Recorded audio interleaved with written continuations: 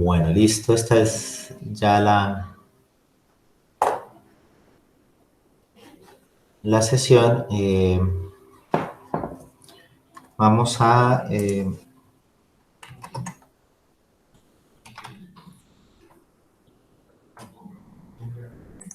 la idea es que en la sesión vamos a colocar cuál es el objetivo que tenemos con lo que vamos a hacer, aquí.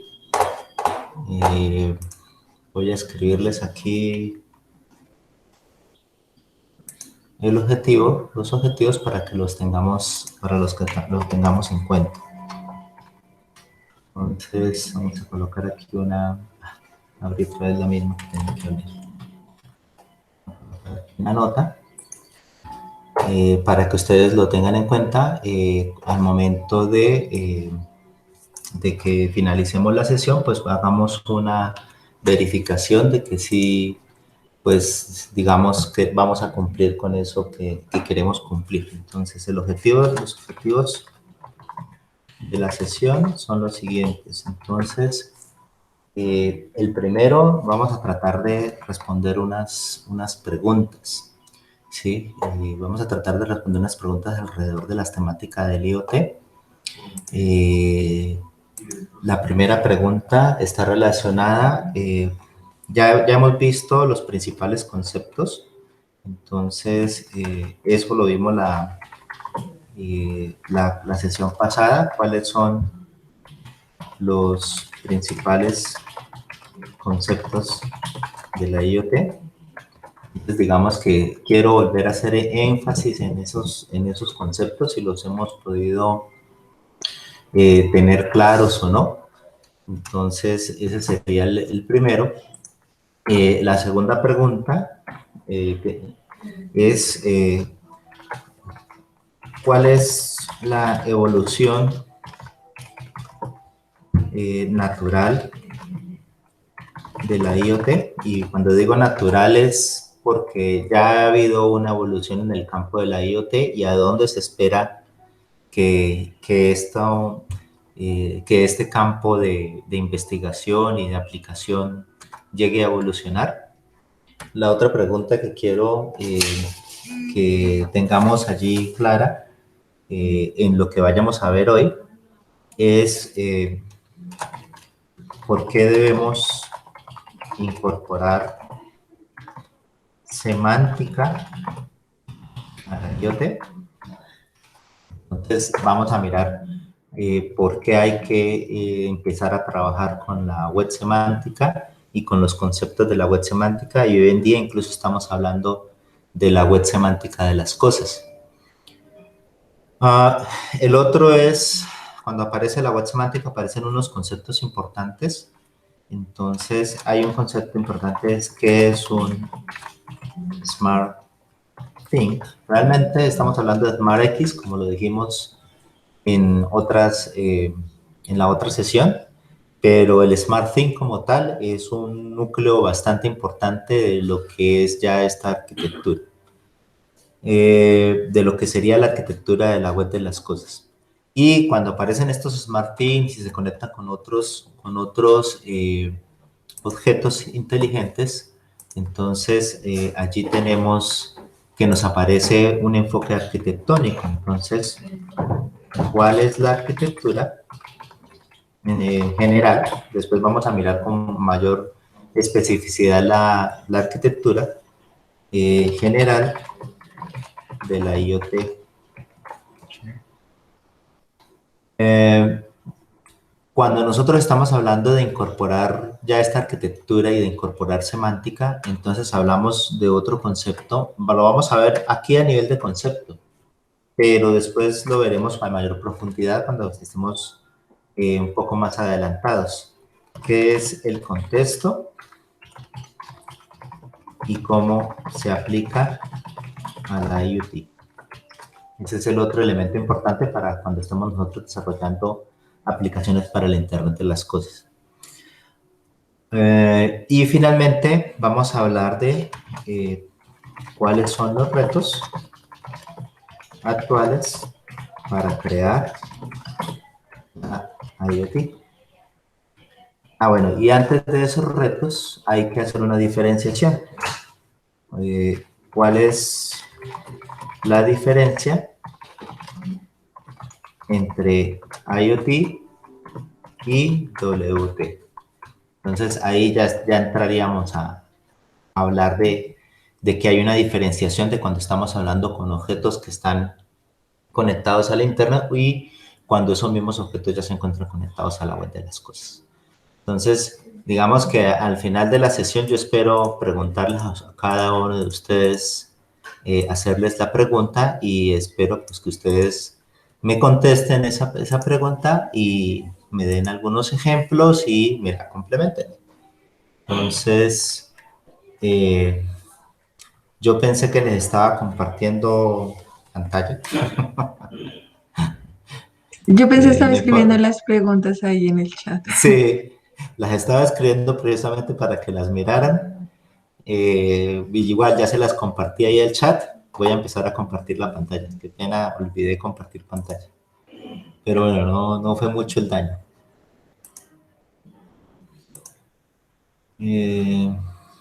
Pantalla completa. Listo, compartir. Listo, entonces allí ya les he colocado las preguntas ahí en el chat para que tengan en cuenta, cuando vayamos avanzando, vayamos revisando esas cosas, ¿sí? Bueno, y antes de entrar en este tema, esta semana estuve como haciendo una revisión de lo que yo tenía en inventario. Fui a recoger también lo que había prestado a algunos chicos.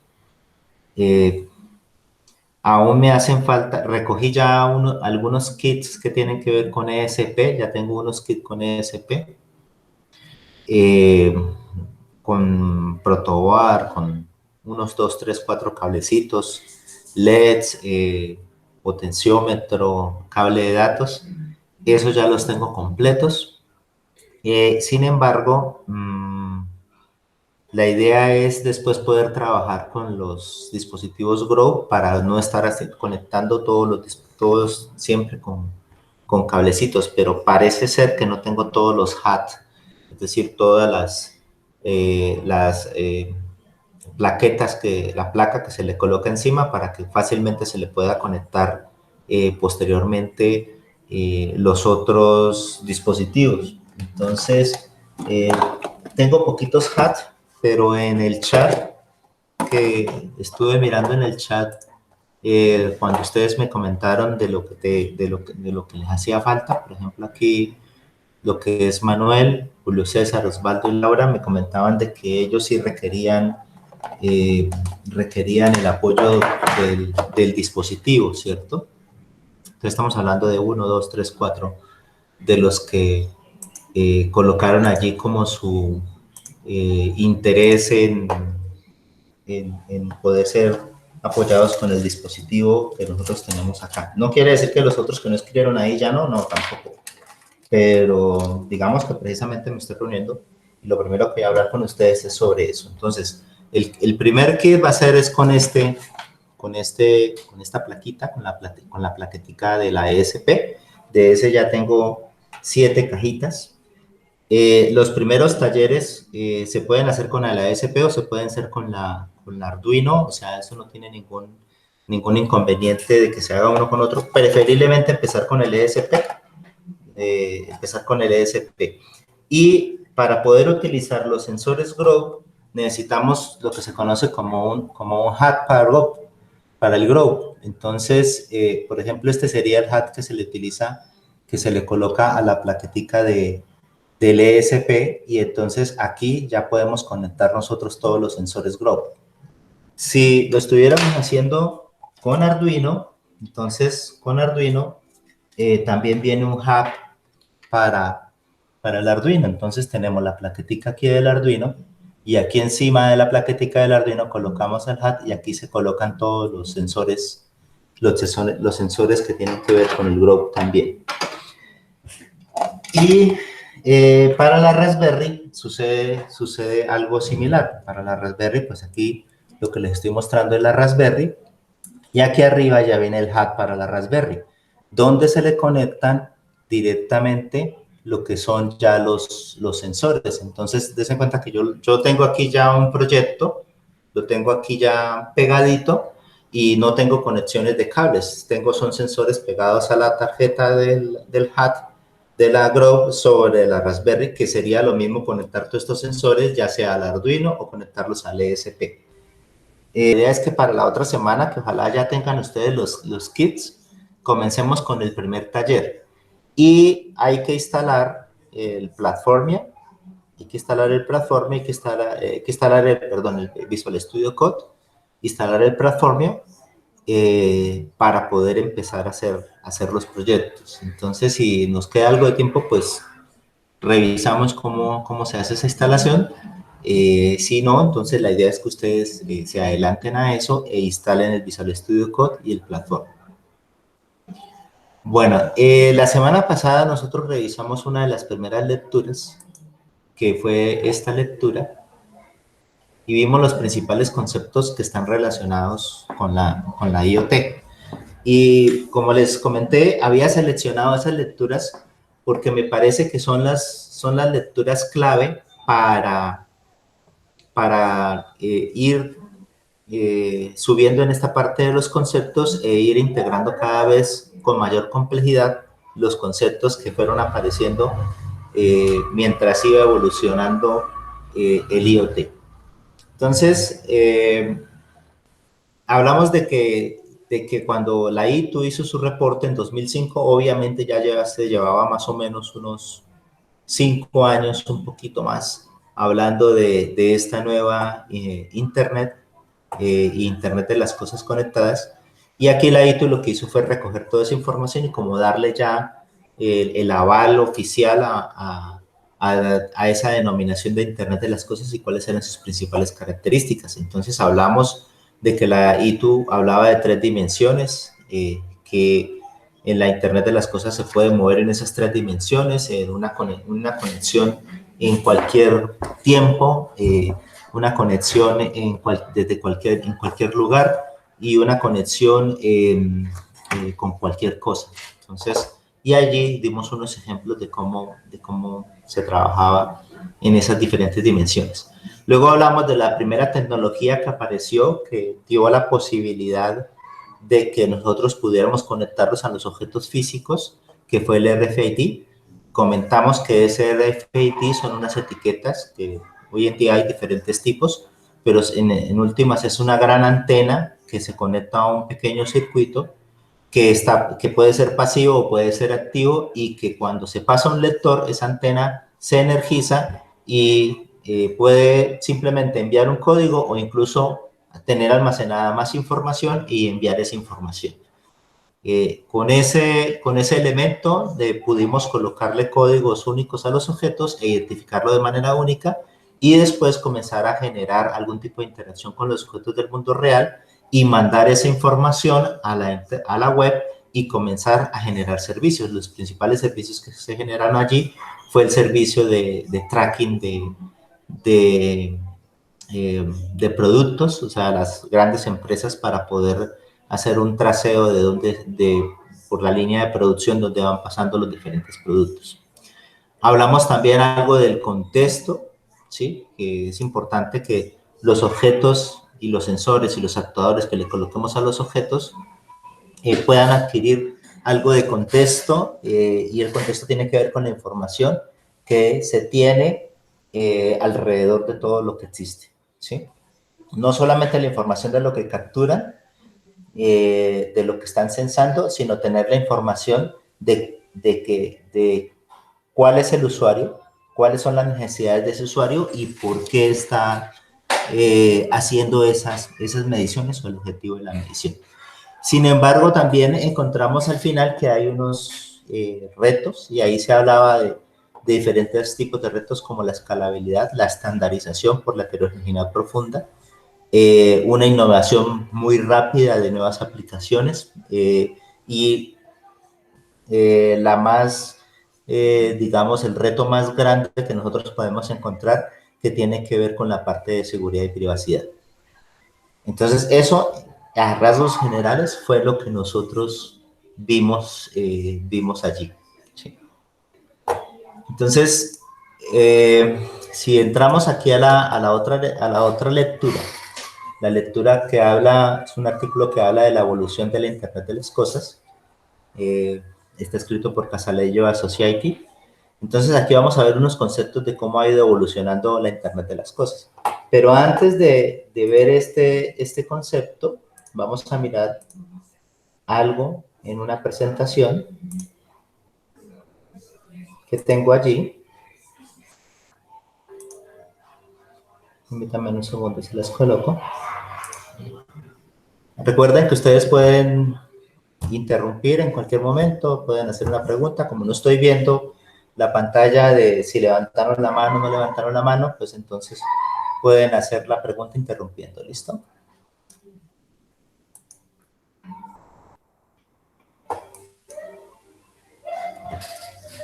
Bueno, tenemos aquí, vamos a ver todo Profe, qué la... pena, ¿me escucha? Dale, sí te escucho. Discúlpeme, profe, qué pena, es que yo la anterior clase, como no tenía micrófono, ¿recuerda? Yo, Sí. a mí me salían varias dudas, pero pues, no se las preguntaba por culpa del micrófono. Mire que yo Ajá. estaba leyendo pues el documento y Sí. tengo pues prácticamente todo claro, porque yo creo que lo podemos seguir como para que nos quede claro eso, pero la única como duda que tengo es el tema de los smart things, ¿no? O sea, entiendo Uh-huh. que son cosas inteligentes, pero esa inteligencia se la da porque se pueden conectar o porque procesan datos o porque toman decisiones, o qué es lo que les da realmente esa inteligencia, o todo el ecosistema del Internet de las cosas, sería. ¿Cómo Uh-huh. lo puedo interpretar ahí? Ok, vamos a profundizar más adelante sobre eso, pero te adelanto. Eh, hay diferentes autores que tienen diferentes conceptos de lo que es un objeto inteligente. Algunos autores como Matthew hablan de objetos inteligentes como los objetos que tienen la capacidad de procesamiento. Y primero la identificación, segundo la capacidad de procesamiento, la capacidad de comunicación y la capacidad de almacenamiento. Para Matthew, un objeto que tiene esas cuatro cosas es un objeto inteligente, es un smart thing. Sin embargo, hay otros autores que ya han evolucionado y otras publicaciones en las que se ha hablado de los objetos inteligentes y ya se habla de que los objetos inteligentes no solamente tienen esas cuatro capacidades, sino también tienen una capacidad de razonamiento. Esa capacidad de razonamiento ya los conecta con algoritmos de inteligencia artificial, ¿sí? Y esos algoritmos, qué tanto comportamiento inteligente le dé al objeto va a ser más o menos inteligente, ¿sí? Entonces, y para poder tener un comportamiento inteligente, entonces hay que colocarle otra cosa a ese objeto inteligente y es su capacidad de entender y leer el contexto. O sea, que estamos hablando de 6 cosas o 6 características principales que debe tener un objeto inteligente. La capacidad de leer el contexto significa que él tenga información sobre sí mismo, sobre cómo está construido, cuál es el fabricante, cuál es la fecha en que se hizo, qué servicios son los que provee, ¿sí? Que tenga información clara sobre lo que está censando a su alrededor, lo que puede hacer, a eso se llaman los servicios, y que tenga una información clara de los usuarios o los beneficiarios de esos servicios, ¿sí? Entonces, si tenemos un objeto que tiene esa información, entonces decimos que ese objeto maneja ese contexto. Entonces, hoy en día, para nosotros hablar de un objeto inteligente, estamos hablando de un objeto que maneja esas 6 características. Súper, profe, muchas gracias. Listo, con mucho gusto. Bueno,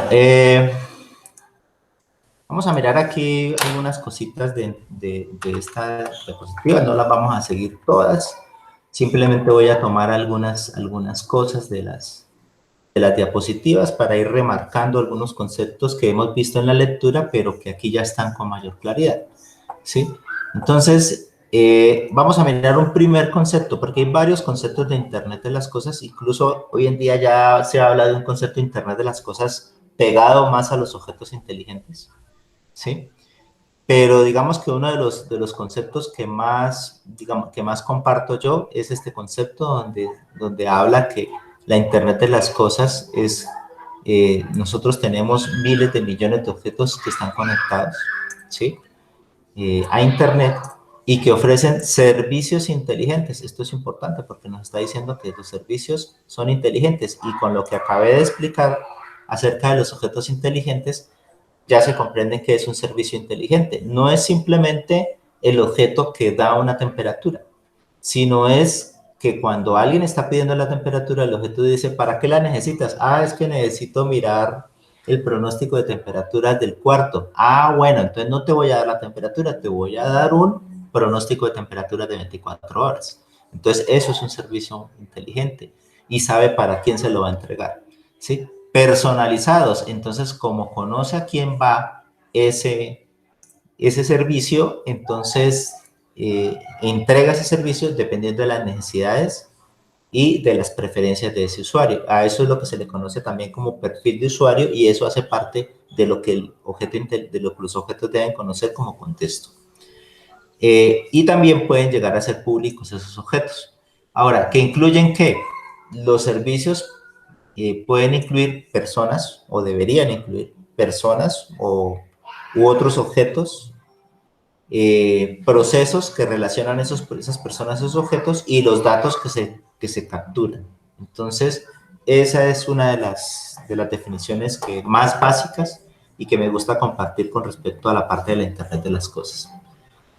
Ahí hay muchos ejemplos, tenemos ya refrigeradores que tienen que tienen sensores para establecer cuándo se ha acabado un producto, incluso lo pueden conectar con alguna tienda para que haga el pedido de manera automática. Se están desarrollando muchos sensores, incluso sensores que son capaces de olfatear, ¿sí? Entonces, podríamos incluso hacer sensores que olfateen el estado de la leche y que nos diga si la leche ya está pasada o no está pasada.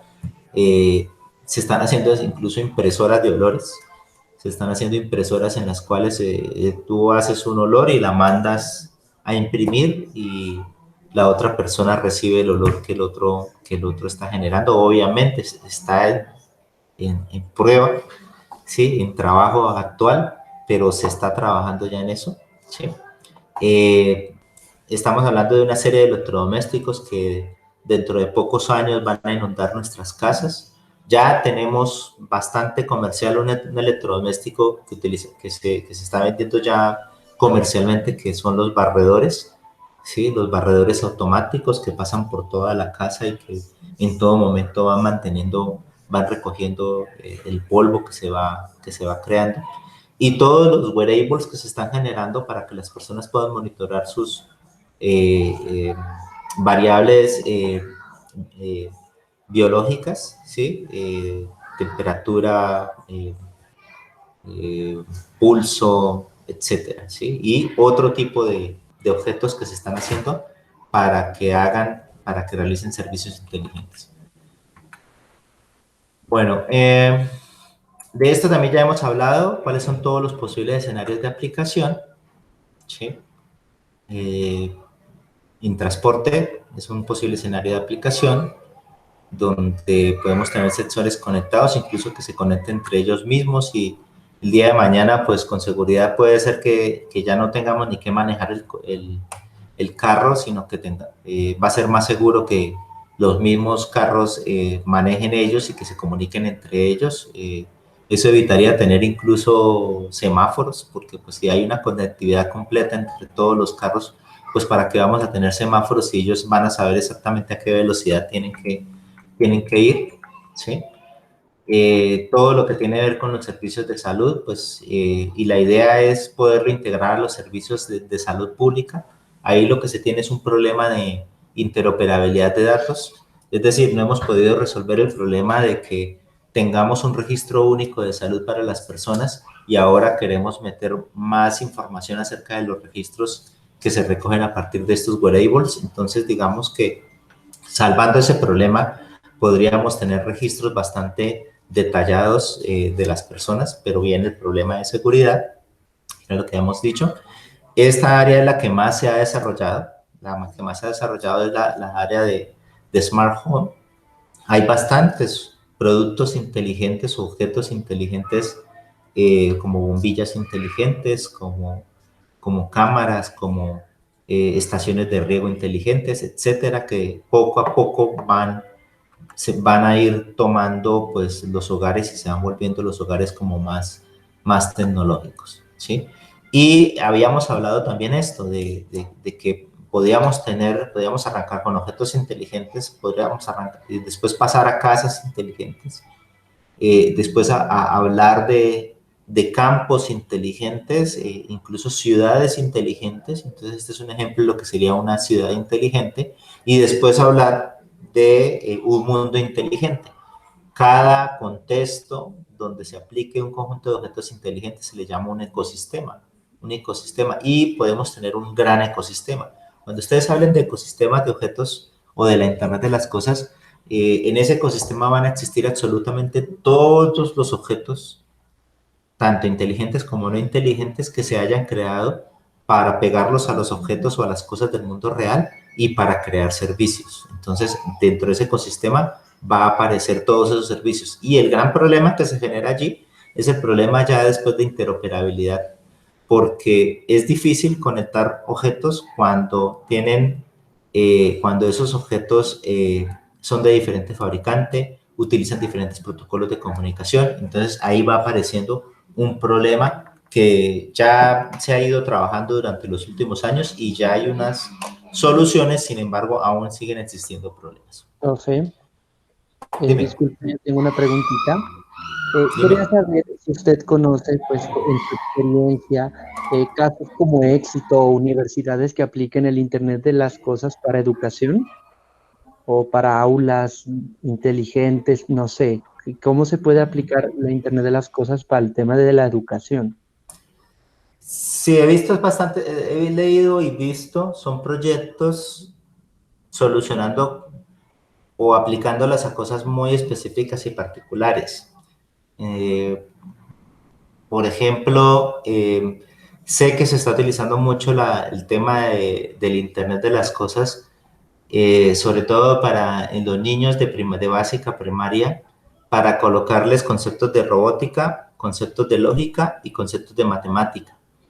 Entonces, y conceptos bueno, la lógica es con programación, ¿sí?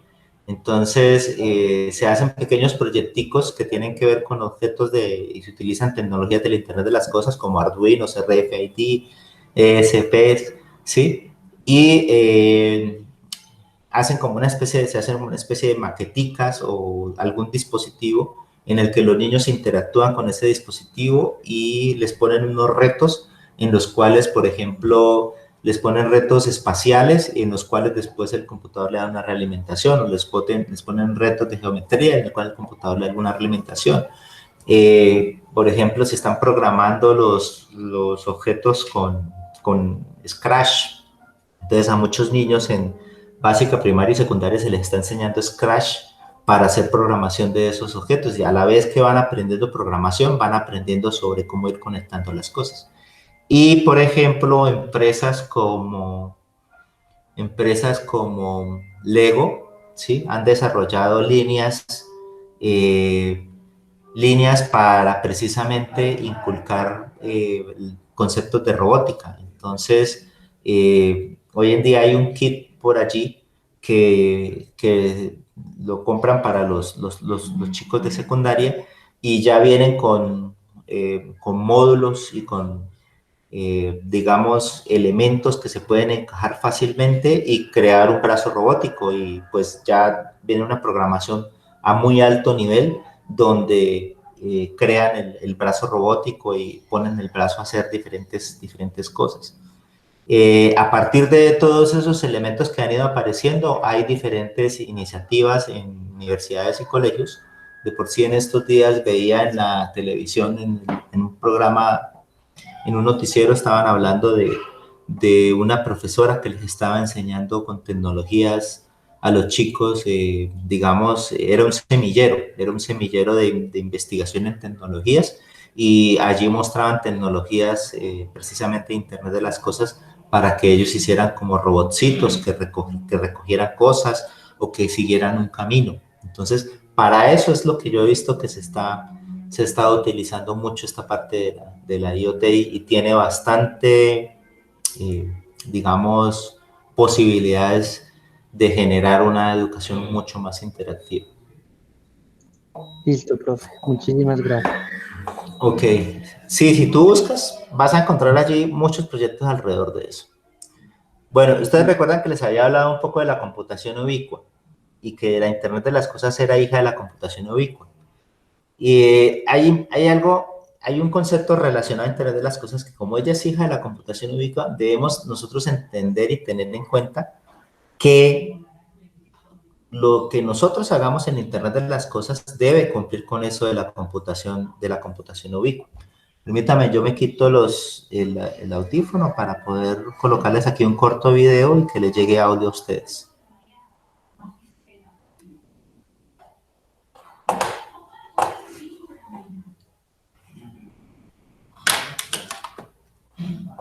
Entonces cierran todos sus micrófonos, quede únicamente el mío y no les vaya a generar algún tipo de retorno.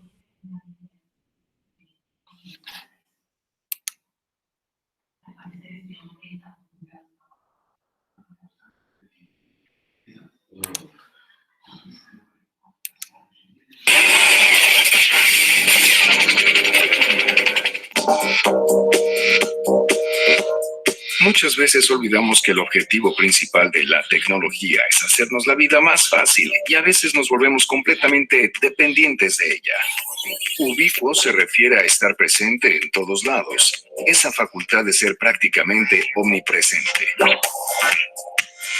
Cómputo ubicuo es un concepto, una visión que comienza a finales de los 80s por gente como Mark Weiser en Estados Unidos, en California, en el Centro de Investigación de Palo Alto, que era en ese tiempo manejado por Xerox. Y en ese entonces empiezan ellos con una visión de un cómputo que vaya más allá del escritorio. El cómputo se extiende hacia el espacio. Hay diferentes tipos de computadoras, tamaños de computadoras y aplicaciones de las mismas. Como una visión, el cómputo ubicuo ha servido para que compañías empiecen a implementar productos, se desarrolle tecnología y definir el cómputo del futuro.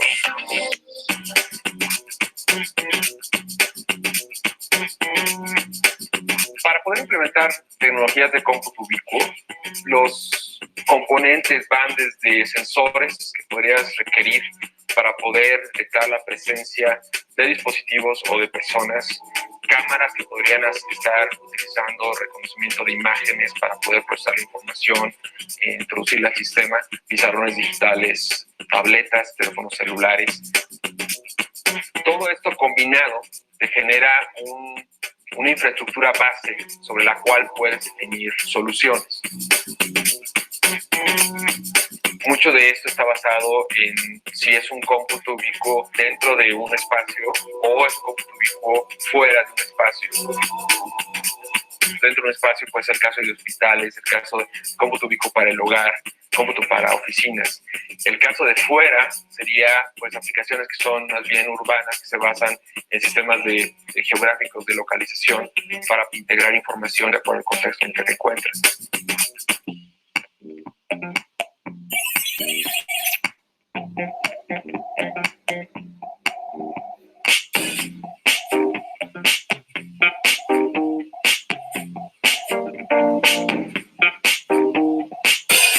En un hospital podríamos tener la interacción con los pacientes apoyada por sistemas interactivos que les permitieran a los médicos, a las enfermeras, poder jalar información acerca del paciente, de su estado, de una manera mucho más natural. Proyectar su expediente en la pantalla, en la pared donde se encuentra la cama del paciente y poder rápidamente manipular la información y ver si tiene que cambiar algún medicamento o si el estado del paciente está evolucionando de la manera que ellos están previendo. Entonces no tienes que moverte hacia donde está normalmente la información, sino tú jalas la información hacia donde la necesitas.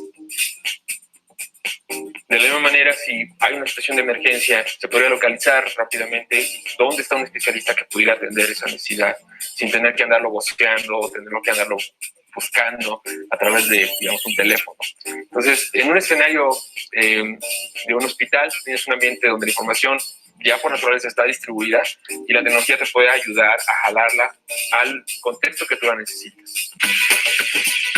El cómputo ubicuo pretende ser entonces la integración de la informática en el entorno de cada persona.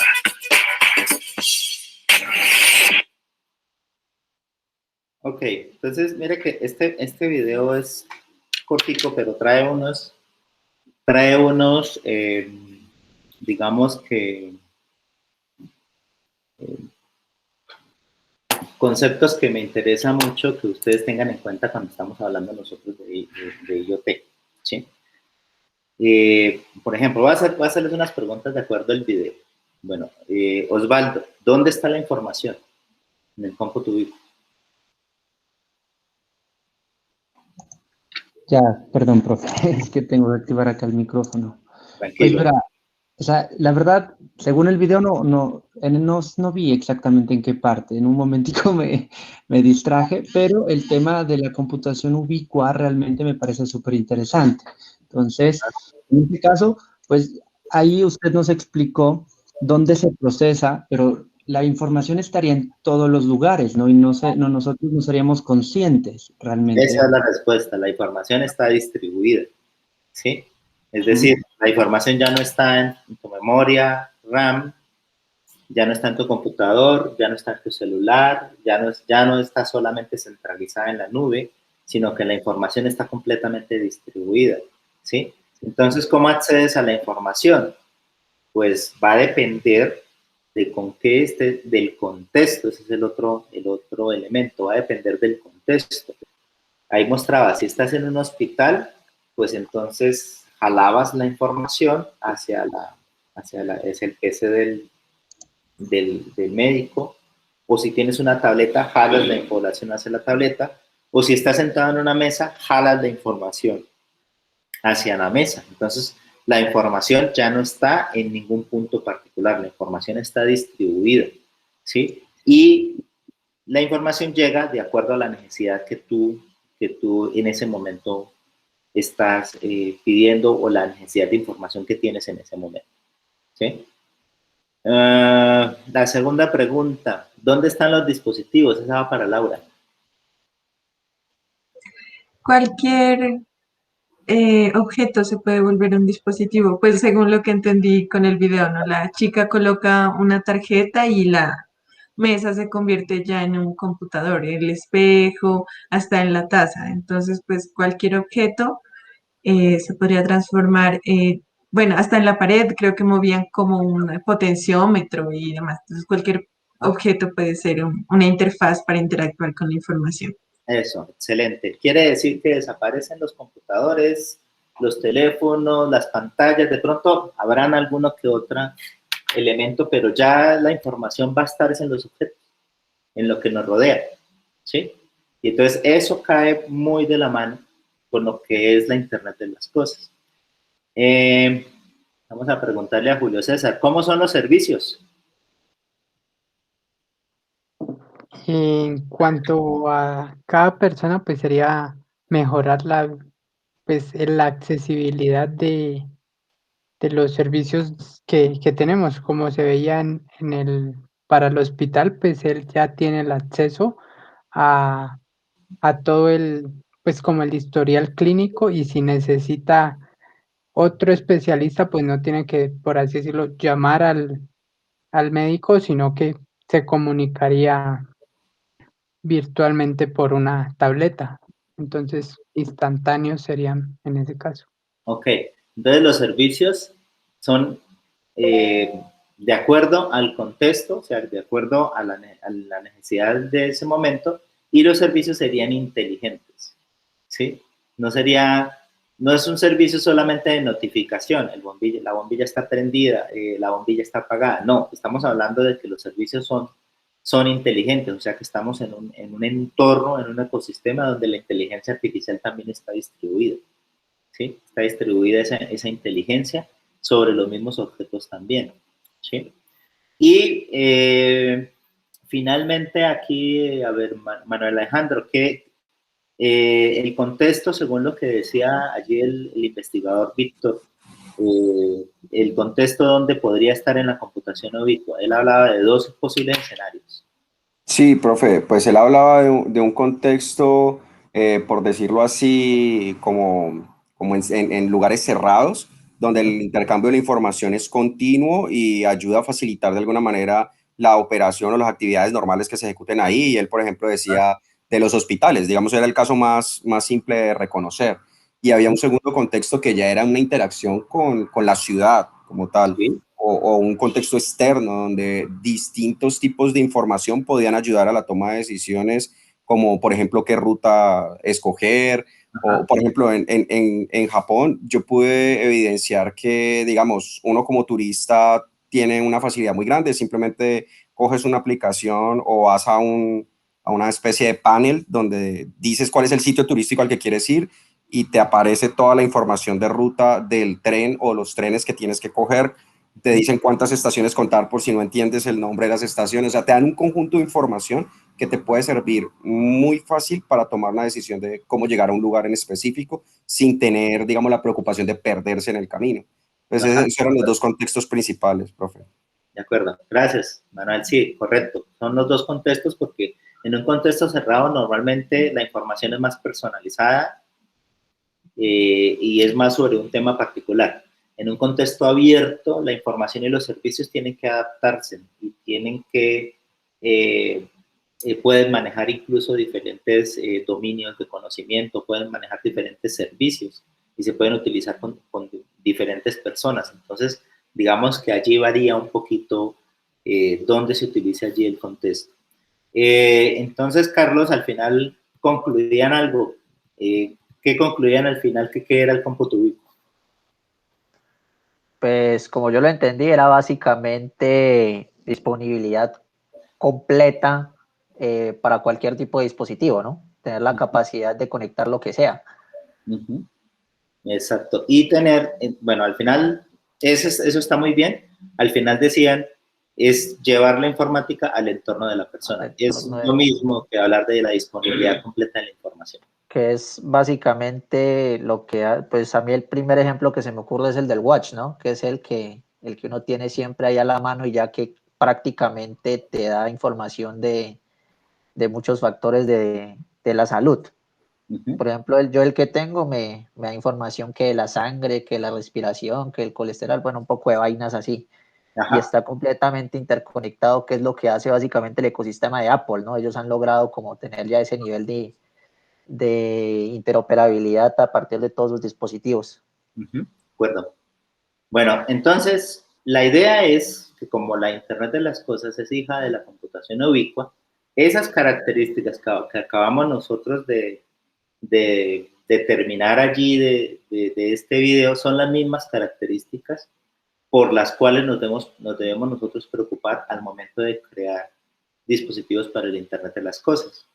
Eso quiere decir que nos debemos preocupar por la necesidad que tenemos que resolver. Alguna vez uno de los chicos del grupo de investigación me dijo, profe, tengo una idea, tengo un sensor de tal cosa, que el sensor hace esto, ¿y eso en qué lo puedo usar? Entonces yo le decía, bueno, yo le decía, bueno, estás como haciendo la cosa al contrario. Le dije, primero, busca cuál es la necesidad, el problema que quieres resolver. Y después sí piensa desde el dominio de la Internet de las Cosas, ¿con qué podría resolver eso? Ahora, no quiere decir que tú no puedas hacer lo contrario, que tú no puedas decir, bueno, este sensor se puede aplicar a este problema, se puede aplicar, pero cuando tú haces eso es porque ya conoces el problema, pero primero está el problema, ¿sí? Y algunas veces se comete ese error de pensar de que como tengo una tecnología muy buena, entonces ahora sí miremos que esa tecnología la puedo aplicar en cualquier cosa. No, hay que entender muy bien el problema para saber si esa tecnología que se está proponiendo da los mejores resultados. Entonces, cuando se hace una aplicación para la IoT o cuando estamos trabajando en la creación de objetos inteligentes para la IoT, debemos pensar primero en cuál es la necesidad y cuál es la información que va a manejar ese objeto inteligente para generar un servicio que permita solucionar un problema. Lo segundo es buscar que esa información esté disponible en cualquier parte, ¿sí? Que la información que provee ese objeto la podamos acceder desde cualquier parte, en lo posible, ¿no? La segunda es que el objeto, que la parte hardware, los sensores, los actuadores y el software no sea algo que el usuario lo vea físicamente, sino que debe estar metido ya dentro del objeto o metido dentro del entorno. En lo posible debería desaparecer lo que es el hardware y el software. Y que ese objeto tenga servicios inteligentes, y eso quiere decir que ese objeto debe manejar de alguna manera información del usuario e información del contexto donde se encuentra. Entonces hay que buscar la manera de que ese objeto maneje esos dos tipos de información para que podamos generar servicios inteligentes. Entonces ahí ya vamos nosotros bajando un poco más a qué es lo que nosotros debemos tener en cuenta, ¿sí? Para esto de los objetos inteligentes.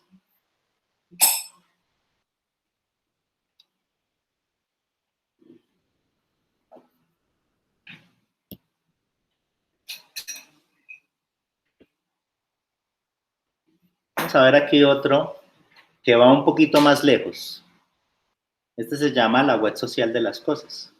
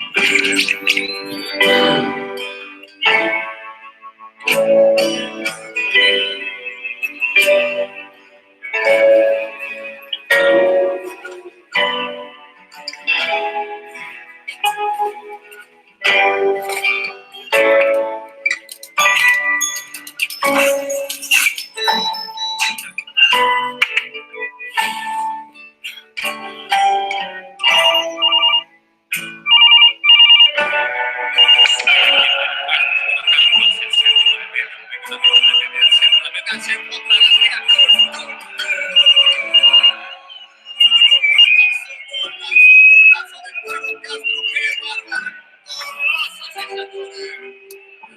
golazo se acaba de aventar! ¡Ay, ay, ay, ay, ay, ay, ay! Esto es increíble. Solo aquí, América en Atlante cero. Mamma mía, vean la mente de afuerita del área, la mente vean nada más el corte. No puede hacer nada ante esa situación. No sé,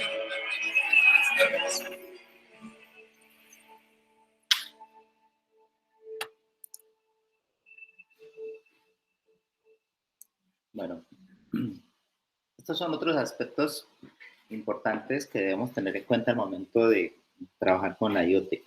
Pero aquí estamos viendo otro aspecto y que ya no es solamente la IoT, estamos hablando de la web de las cosas.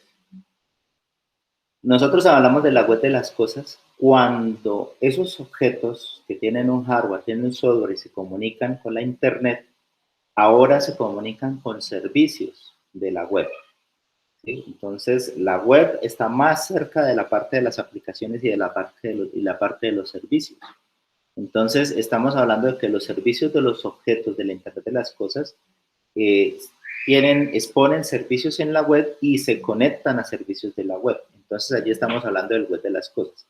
Y adicionalmente, estamos hablando de una característica adicional, que es que los objetos son sociales. ¿Sí? Entonces, en ese mundo, ahí aparecen varios, algunos elementos que nosotros debemos tener en cuenta.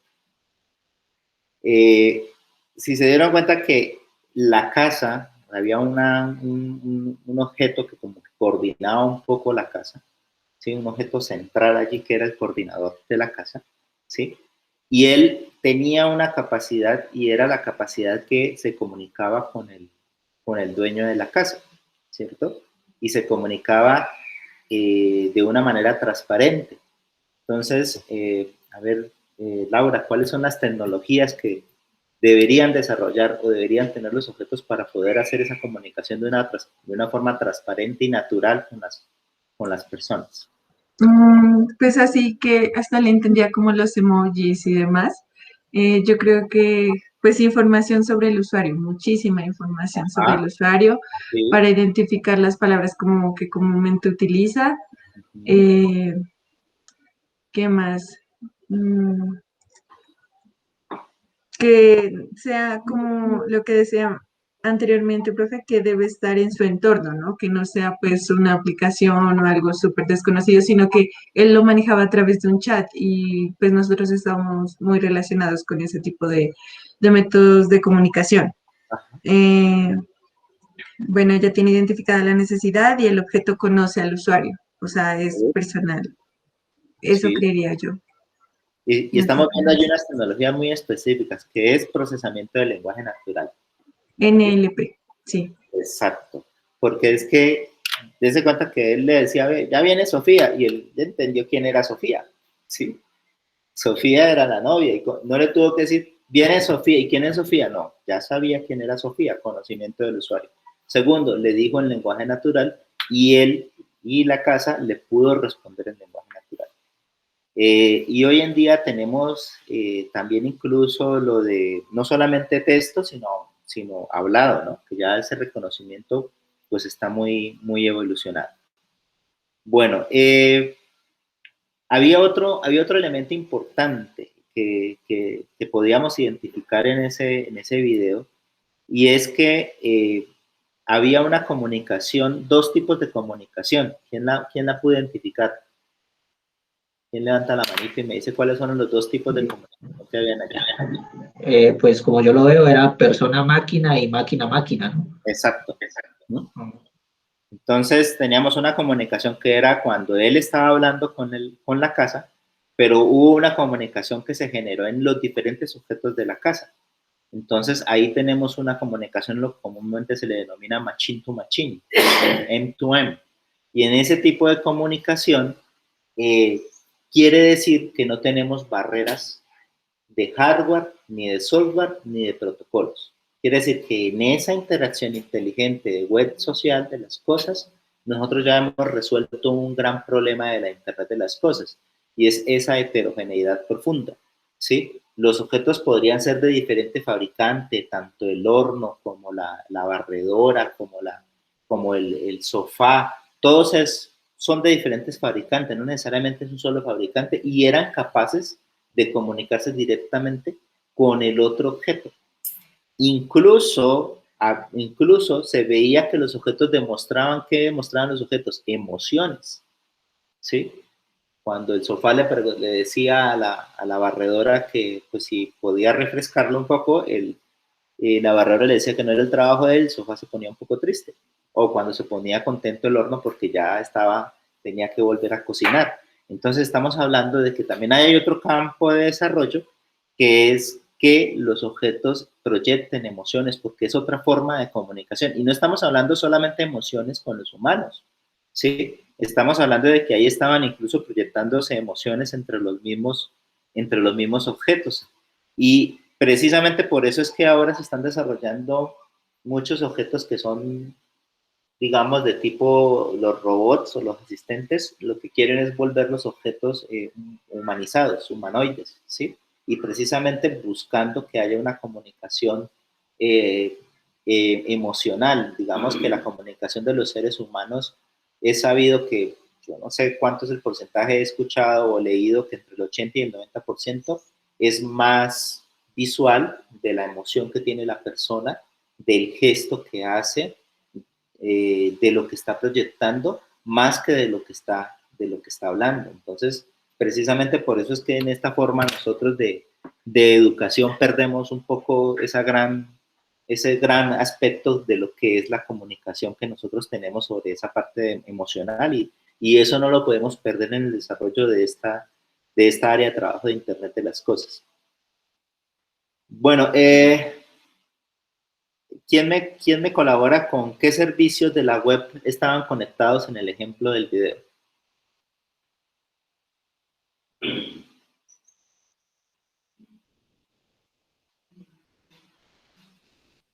¿Vieron algún servicio que no era un servicio que se hubiera hecho directamente por las cosas, sino que era un servicio que ya existe en la web, pero las cosas se conectaban a ese servicio? Profe, pues por ejemplo el pedir el domicilio de la comida. Ajá, ¿de acuerdo? Sí. Entonces, para resolver eso, ¿qué creen que tecnologías tenemos que utilizar?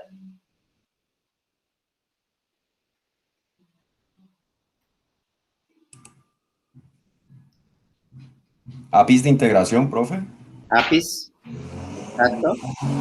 Tenemos que hablar de servicios, Tiene que exponerse para poder hacer esa comunicación, y la máquina tiene que tener la capacidad, no sé, sino que cuando Manuel habla de APIs, a mí se me ocurre directamente exponer entrada y salida, pero también las máquinas tienen que tener la capacidad de adaptarse al tipo de petición que está haciendo, ¿no? Porque no es lo mismo hacer un pedido de comida que, por ejemplo, pedir un Uber. No sé, se me ocurre como un ejemplo así sencillo.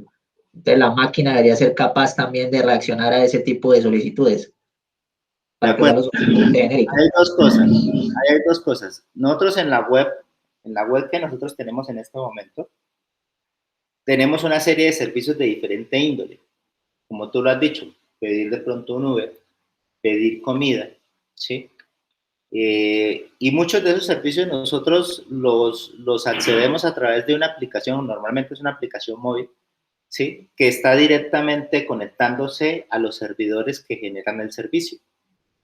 Pero ya hoy en día se está yendo un poco hacia que todas las aplicaciones o todos los servicios que construye una empresa, se trata de buscar que esos servicios sean interoperables, o sea, que esos servicios se puedan conectar a otros servicios para generar servicios más complejos.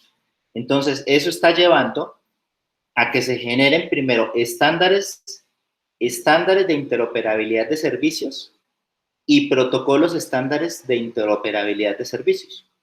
Esos protocolos los están resolviendo con desarrollo de APIs, ¿sí? Cuando estamos hablando de un API, estamos hablando de que yo creo mi propio servicio, pero yo genero un API para que lo instalen, para que lo puedan utilizar en un dispositivo móvil, para que lo puedan utilizar desde un computador, para que lo puedan llamar desde un programa de computadora, ¿sí?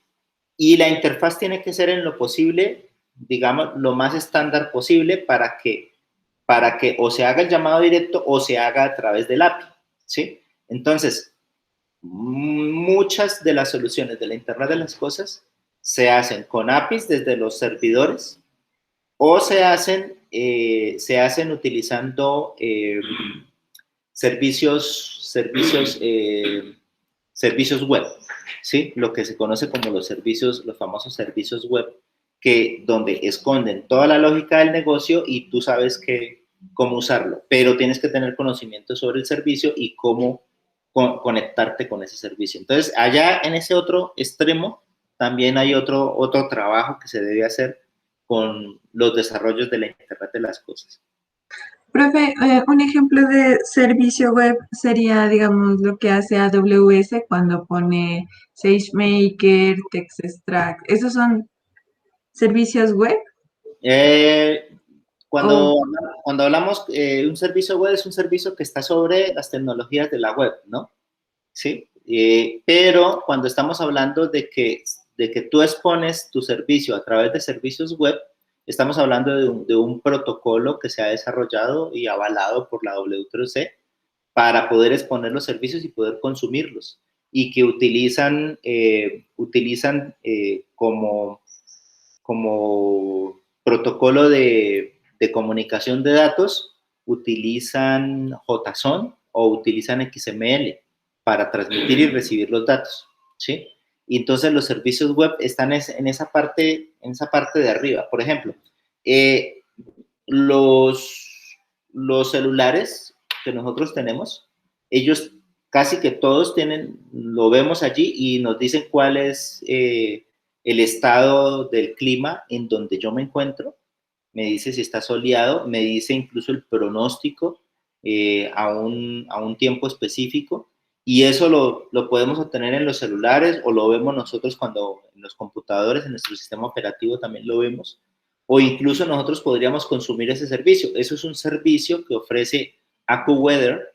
AccuWeather es un servidor en Internet, ¿sí?, que ofrece esos servicios web donde tú tú haces una solicitud, él le hace una exposición de los servicios. Tiene una API endpoint, que es una dirección con un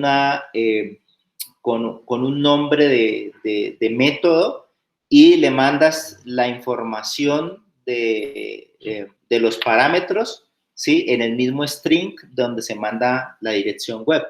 Entonces allí le dices, quiero la información climática, o como se llame en AccuWeather, la información climática de Popayán, ¿sí?, y él le devuelve esa información. O si quiero el pronóstico, llamas al pronóstico de Popayán y te devuelve esa información. Y así hay varios servicios web en la red. Yo utilicé específicamente un servicio para poder ubicar los objetos inteligentes, como yo hice como una especie de buscador en mi trabajo de doctorado. Hice como una especie de buscador Google, pero para objetos de la Internet de las Cosas. Entonces, para poderlos ubicar y para poder saber dónde estaban, porque lo que los objetos me daban a mí era la información de latitud y longitud. Entonces, hay un servicio en Internet que se llama GeoNames, y ese servicio de GeoNames, uno va al servicio, le coloca digamos, el nombre del método al final del string, y uno le manda allí como parámetros el latitud y le manda la longitud, y él le retorna, dependiendo del método que haya utilizado, le retorna el nombre geopolítico, o sea, le retorna incluso el país, le retorna incluso el departamento o donde se encuentre, y la información de dónde se encuentra ese objeto. Entonces, digamos que con eso resolvía ese problema y no tenía que desarrollarlo. Y así podemos nosotros hacer que nuestros objetos se conecten a diferentes servicios de la web para generar esos comportamientos inteligentes. Ya, profe. O sea que, por ejemplo, en ese caso de que bueno, como el cerebro de la casa, o sea, el principal, pedía comida, utilizó un un servicio web que se, por ejemplo, me imagino que ingresó a la página de comida china y pidió lo de siempre. Ujú. ¿Eso sería? Ah, ya. Así es. Sí, así es. Y, por ejemplo, ¿cómo trabajan ¿se has visto cómo trabaja estos buscadores de buscadores? Hay unos buscadores como el Kayak, que tú buscas el hotel, el avión y, no sé, incluso el programa turístico y te lo busca todo ahí mismo, ¿sí? ¿Y cómo hace eso? Él lo hace con servicios web, ¿sí? Se conecta a los servidores a través de ese concepto de servicios web, de los servicios de los terceros, y reúne toda la información de manera inteligente. Entonces, la orientación de que cuando nosotros desarrollemos nuestros propios servicios y lo hagamos a través de objetos inteligentes, en lo posible nosotros expongamos los servicios también con el concepto de servicio web. Ahora, si no los ponemos con el concepto de servicio web, por lo menos hacerlo sobre sobre servicios web REST, porque hay dos tipos de servicios web, ¿no? El servicio web SOAP, que generalmente utiliza un protocolo un poquito más pesado porque encapsula objetos, ¿sí? Y el servicio web tipo REST, que es el servicio web que utiliza los mismos métodos que utilizan los exploradores en la web para traer información, ¿sí? Entonces son los dos métodos que más se utilizan para nosotros exponer nuestros propios servicios y que después nuestros propios servicios sean utilizados por otros objetos o sean utilizados por otros servicios para armar servicios más complejos y más inteligentes. Profe, qué pena. A mí se me ocurrió una pregunta. Pues no sé si se salga del tema, ¿no? Pero este tema de los servicios, pues realmente es súper interesante, ¿no? Porque se pueden hacer un resto de cosas. Por ejemplo, yo estaba aprendiendo Node.js con el objetivo, pues, de intentarme defender un poco y por ahí conocí un poquito de GraphQL, ¿no? Que ahorita está súper poderoso como en ese aspecto. Mi duda es, bueno, yo he escuchado mucho de los servicios del método del REST API, ¿no? Pero también he escuchado mucho, más que todo para desarrollo móvil, del CRUD.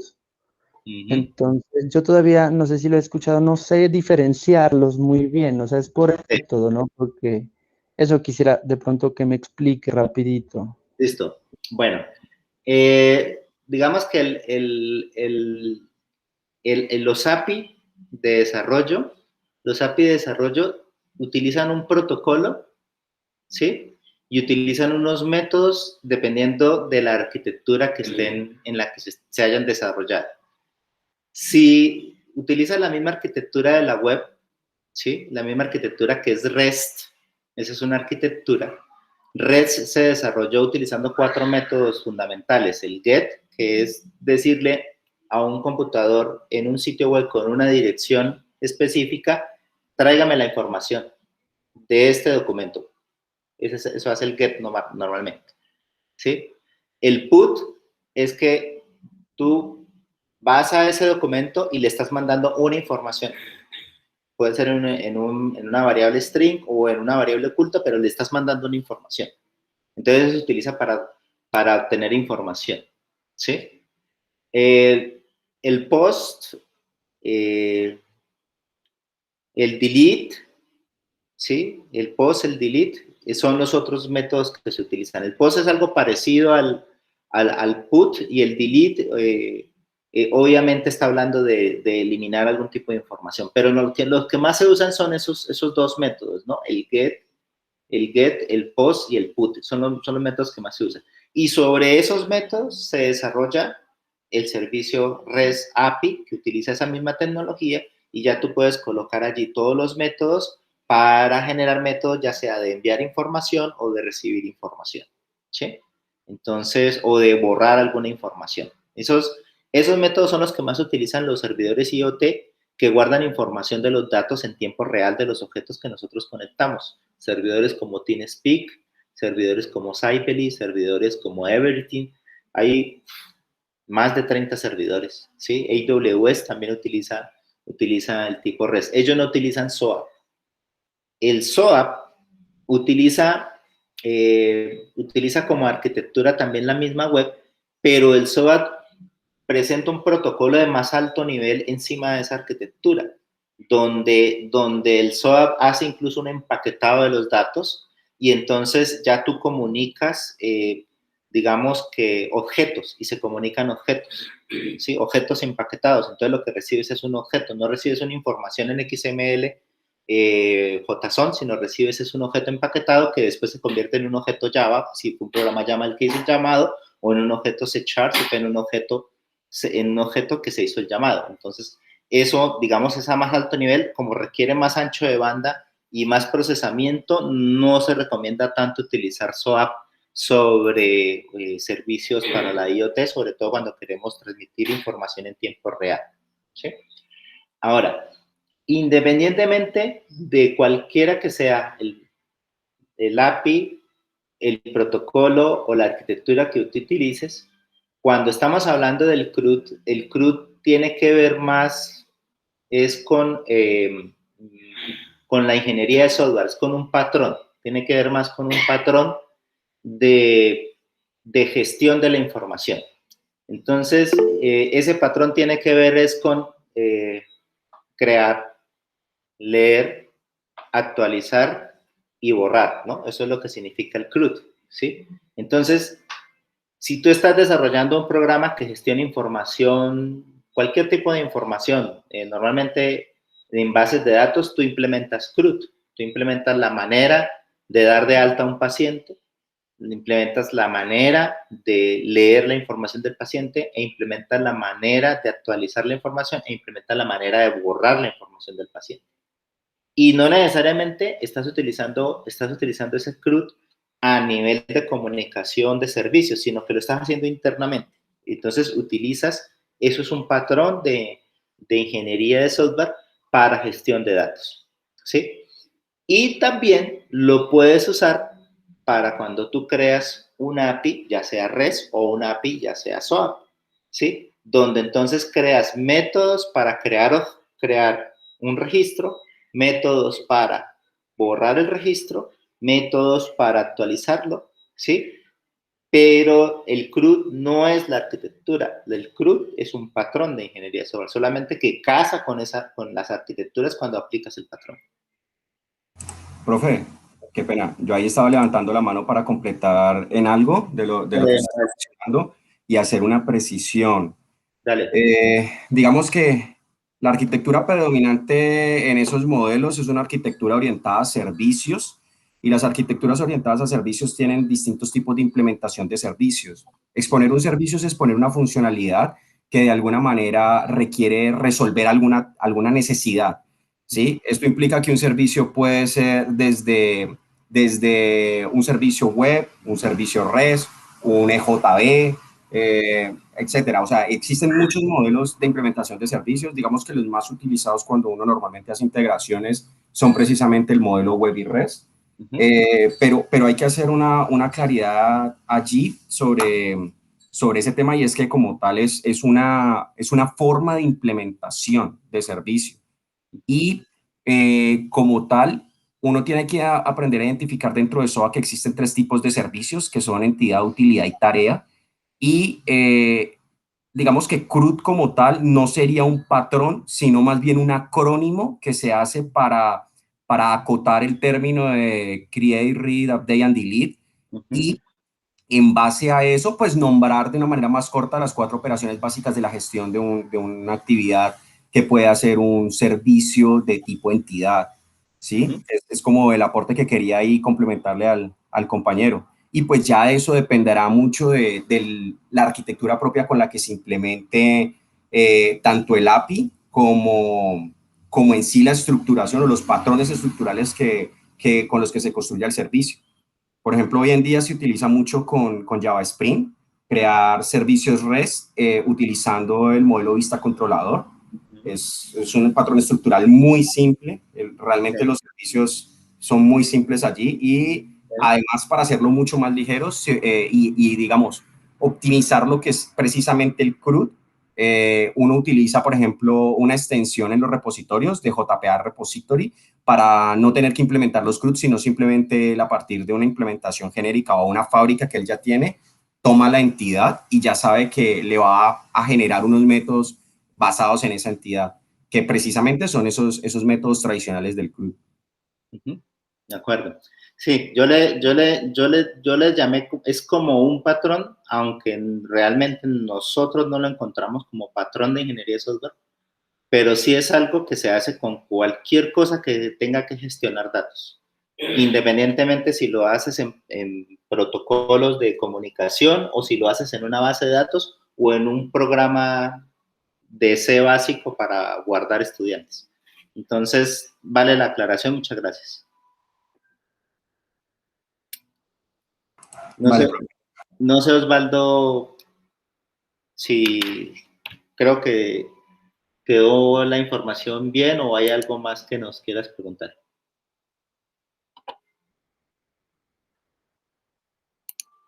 Osvaldo.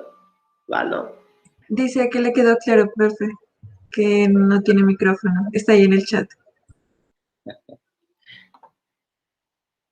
Sí, listo. Gracias, Osvaldo. Bueno, sigamos entonces con lo que estábamos viendo, si no hay más preguntillas. Profe, sí hay un detallito que yo creo que deberíamos tener en cuenta, no sé por qué no se ha mencionado. Pues ahora que estamos hablando de, pues independiente de cualquier protocolo para crear una API, no sé por qué se está dejando de lado el concepto de RPA aquí. De hecho, dentro del concepto de análisis, pues digamos de la web aprende de sí misma a través de RPAs, de robots, no de APIs. Por ejemplo, Google entra, inspecciona una página, hace un análisis del contenido de ella y de ella extrae información a través de patrones con inteligencia artificial. Y asimismo, por ejemplo, para el ejemplo del Smart Home, podría también entrar a una página diseñada para humanos, hacer un análisis inteligente de ese contenido y a partir de ello aprender a hacer las interacciones para hacer el pedido, sin la necesidad de que esté apificado. Y esa, digamos, es una de las tendencias que viene, pues, digamos, a futuro. Digamos que para día de hoy, para lo que es IoT a día de hoy, pues no está a su alcance por los límites computacionales de inteligencia artificial, pues a menos que se apoye de algún servidor de inteligencia artificial en nube, pero sí, digamos que a futuro, a medida que se vayan abaratando las capacidades de cómputo, pues esa va a ser una tendencia mayor. Ya lo vemos, por ejemplo, como Alexa o como Google, yo aquí no puedo mencionar a Siri porque si no me saluda, comienzan a hacer esos análisis también, o sea, ya no necesitan el API. Y en cierta forma el API fue una manera que se construyó para nosotros los humanos de programar las páginas web.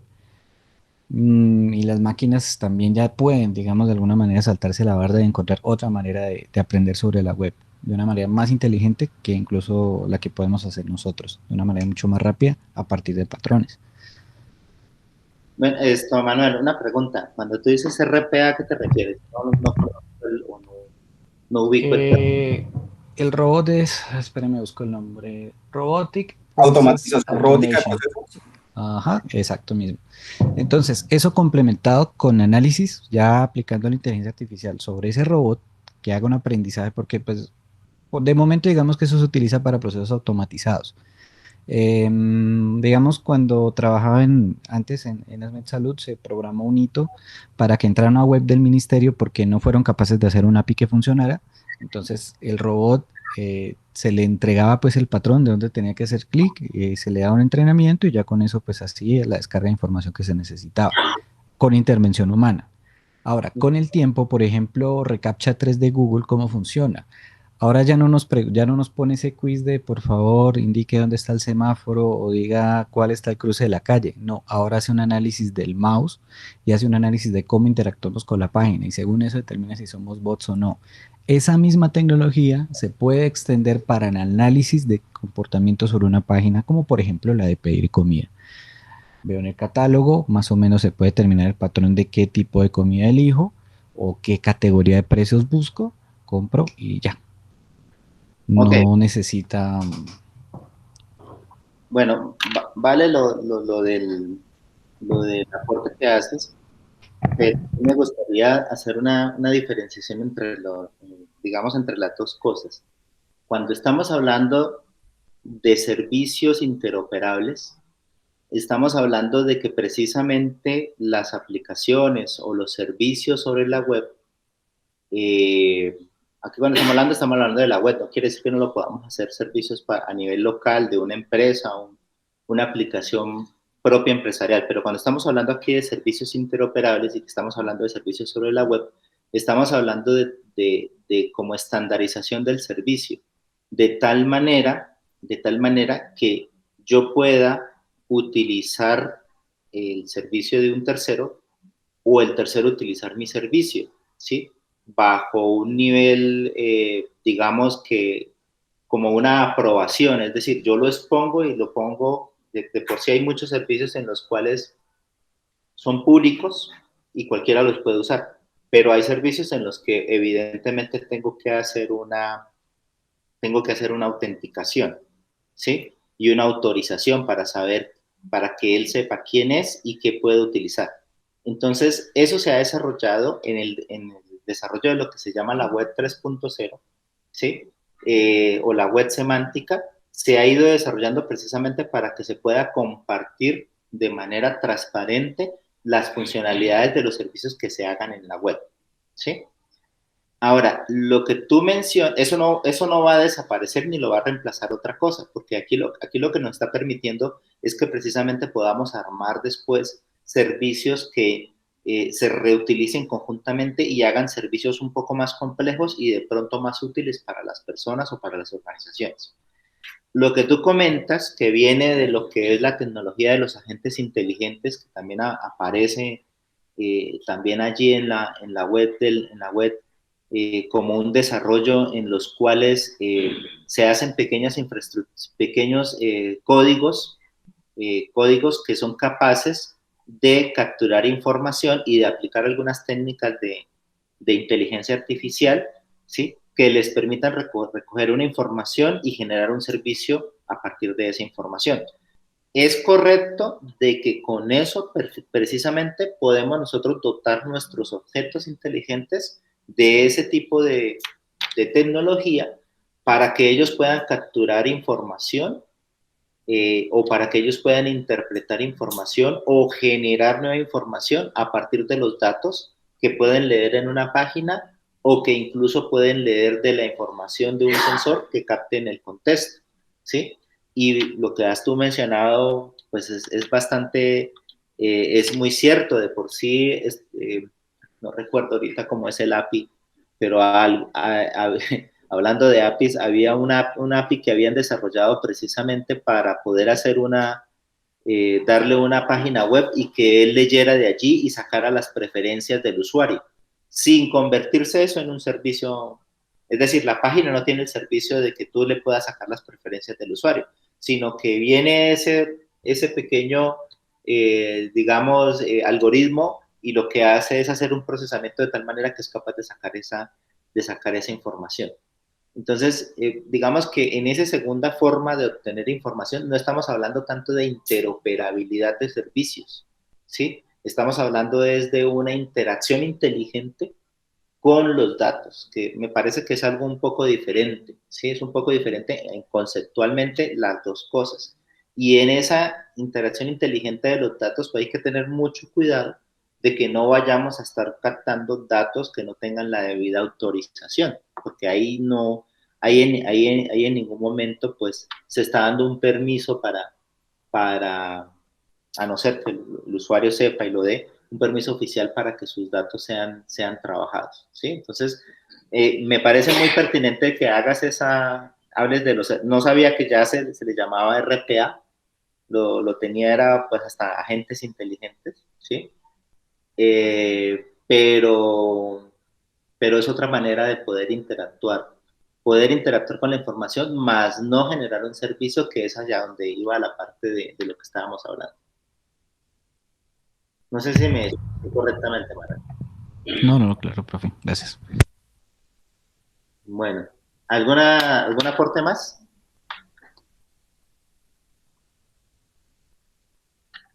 bueno, nos ha ido tiempo en estos aportes, pero me gusta que sea así. Como ya les dije a ustedes, digamos que se hace más interesante cuando ustedes aportan desde sus experiencias dentro de lo que han hecho y lo que han desarrollado, y pues esto se vuelve más enriquecedor. Entonces, muchas gracias por las preguntas que están haciendo alrededor del tema que estamos mirando.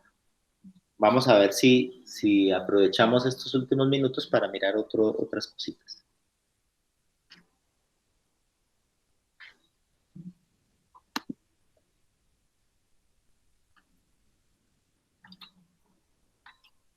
Bueno, en todo área de trabajo hay una historia. A mí me gusta contar de todas maneras la historia porque es muy interesante saber dónde empezaron las primeras ideas sobre dónde fue naciendo una primera área de trabajo. Y consultando a varios autores, algunos autores hablan de que digamos, la primera máquina que podamos nosotros decir que nos permitió comunicarnos, ¿sí? Que no fuera algo biológico, fue el telégrafo electromagnético, que fue creado por el barón de Schilling en Rusia, ¿sí? Y después lo utilizaron Carl Friedrich y Gauss y Wilhelm Weber con el código para comunicarse a través de una distancia de 1200 metros. Ok, allí, digamos que, y después se comenzaron a hacer telégrafos, y por sí fue la principal forma de comunicarse durante muchísimo tiempo. Yo incluso de niño alcancé a escuchar sobre el concepto de los telegramas que se utilizaban aquí en Telecom, donde se mandaban telegramas que no superaban, era como el chat de la época, pero era un chat en el que tú tenías que ir a un sitio y colocar allí el mensaje no podía pasar de no sé cuántos caracteres, y luego venía la otra persona y se identificaba y le llegaba el mensaje. Entonces, y eso, bueno, no sé si estaban utilizando telégrafo o no, pero digamos que era bajo la misma funcionalidad o servicio. Y viene también Nikola Tesla, donde pues digamos que Nikola Tesla hoy en día pues ha tomado mucha fuerza porque sus ideas o lo que él hablaba del manejo de la energía y sus ideas se ha venido materializando, y hemos visto que lo que él pensaba de lo que iba a ser el futuro se ha ido materializando y se ha ido volviendo realidad. Entonces, una de las cosas que él comentaba era que cuando lo inalámbrico se aplique perfectamente a toda la Tierra, se convertirá en un enorme cerebro. Un hombre será capaz de llevar a uno en un bolsillo del chaleco. Entonces, hoy en día, nosotros llevamos una gran tecnología que es nuestro teléfono móvil, que está conectado al internet y prácticamente a todas las cosas. Otro de las personas que impulsaron mucho el desarrollo de las computadoras como las conocemos hoy en día fue Alan Turing. Y Alan Turing hablaba lo mejor es proporcionar a la máquina los mejores órganos de los sentidos que el dinero pueda comprar. ¿Eso qué es? Colocarle sensores. Y luego enseñarle a entender y hablar inglés. Bueno, eso es lo que estamos diciendo en este momento, que es enseñarle a la máquina a hablar, a entender el lenguaje natural. Este proceso podría seguir la enseñanza normal de un niño, es decir, darle la inteligencia suficiente para que la misma máquina pueda aprender. Y eso se relaciona mucho con lo que tú acabaste de decir, Manuel, de esos algoritmos que le permiten a la máquina cambiar su comportamiento y aprender.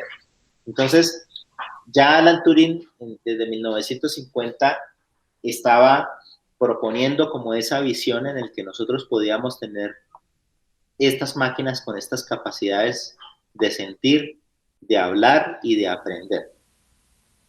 Vamos a 1990 y nos damos cuenta que aparece John Ronke, y él podemos decir que fue el primer dispositivo que se conectó a Internet. Entonces, pues ya en 1990 ya teníamos redes entre las principales universidades que conectaban computadoras y que utilizaban protocolos muy básicos, como utilizaban como Whopper, era un protocolo para transferir archivos y utilizaban los primeros mensajes, lo que se conocía como el correo, ¿sí? Pero en esa época, pues hasta ahora estaba apareciendo lo que era la web. Acuérdense que Tim Berners-Lee en el 89 fue cuando propone el primer explorador y él desarrolló el primer explorador web y propuso el HTML para poder crear páginas bajo la tecnología del hipervínculo, ¿sí? La tecnología del hipervínculo no se le ocurrió a Tim Berners-Lee, eso lo estaban hablando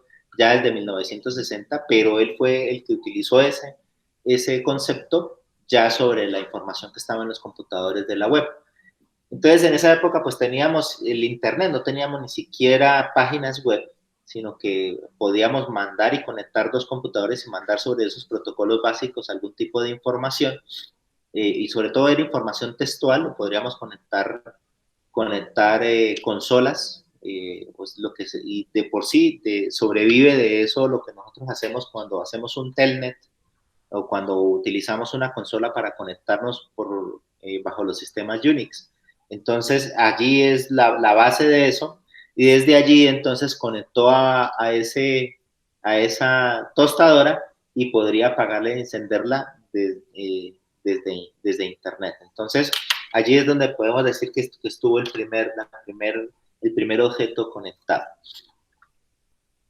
Ya ustedes vieron el video de Mark Weiser. Mark Weiser en los 80s, a los finales de los 80, en el 91, fue el principal exponente de lo que fue el concepto de la computación ubicua. Él murió como en 2018 y hablaba que el incremento de la disponibilidad del poder de procesamiento vendrá acompañada por el decremento de la visibilidad, es decir, lo que estamos hablando, van a desaparecer los objetos con los cuales interactuamos directamente y expresamente para conectarnos a Internet y a la web, sino que ya todo va a estar integrado a esa información.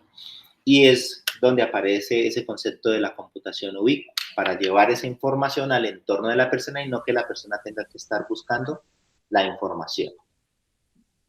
¿Y cuándo aparece, hablando del primer concepto de la IoT? Ya en el primer artículo que ustedes leyeron y que lo hemos analizado, que fue en el 2005, el reporte de la ITU, ¿sí? Recogía toda la información de lo que se ha hecho desde esta época, desde el 99 hasta el 2005. En el 99 es donde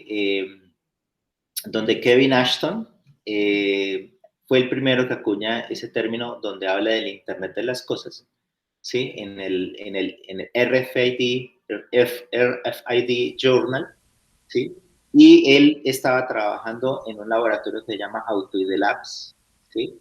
Y allí estaban trabajando precisamente en crear esas etiquetas en RFID. Posteriormente, esas etiquetas generarían lo que se llama ahora la red EPC Global, que es una red donde desarrolló una serie de estándares para que varias empresas pudieran utilizar esta tecnología, sobre todo en sus procesos internos de seguimiento de línea de producto.